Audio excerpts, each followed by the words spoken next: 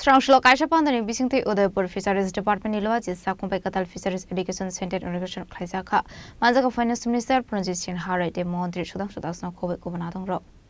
Ashlo Montri Pranjit Sinha de Montri Sudang Sudasni Yagrom Inauguration Klaisaka Shani Pando Manjaka Emile Rampoda Zomatia Gumuti Hankoni Hankor Shobadi Body Double Debre Proportion Chairperson of Kobe Kubanadong Ro যারা কর্মকর্তাগণ আছেন এই জেলায় মৎস্য চাষীদের সাথে কাজ করার ক্ষেত্রে তাদের জন্য আমাদের ইনফ্রাস্ট্রাকচার ডেভেলপমেন্ট দরকার প্রয়োজনীয় যে চাহিদাগুলি রয়েছে সেগুলি পূরণের জন্য আমাদের এই কাজগুলি অত্যাবশ্যক এবং সেটাই আজকে আমরা সম্পন্ন করেছি আপনারা জানেন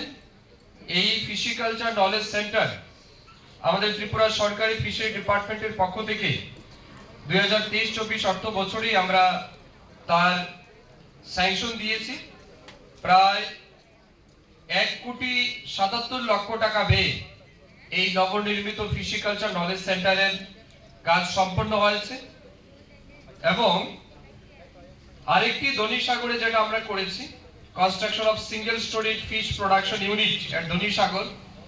সেখানেও 77 লক্ষ টাকা ব্যয়ে সেখানে কিন্তু আমরা আরেকটা ইনফ্রাস্ট্রাকচার গড়ে তুলেছি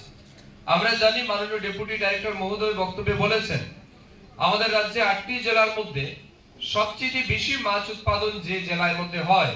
সেই জেলা হচ্ছে গোমতী জেলা অর্থাৎ ফিশারি দপ্তরের তথ্য অনুযায়ী আমরা দেখছি যে পরিমাণ মাছ আমাদের প্রয়োজন যেমন ধরুন ফিশারি দপ্তরের তথ্য অনুযায়ী আপনাদের জেলায় মাছের প্রয়োজন আছে 14,225 মেট্রিক টন সেই জায়গায় এই জেলাতে মাছের উৎপাদন রয়েছে 16,266 মেট্রিক টন অর্থাৎ প্রায় 2000 মেট্রিক টন কিন্তু মাছের উৎপাদন আমাদের এই জেলাতে বেশি আছে তো আমি সবাইকে বলবো এই জেলার মৎস্য চাষীদের উদ্দেশ্যে আপনারা জুড়ে করতালি বাজাবেন তাদেরকে অভিবাদন করবেন কারণ তাদের পরিশ্রমের কারণে কিন্তু আমরা এই জেলাকে Udaipur Shimrazini Koktum Chini Khorang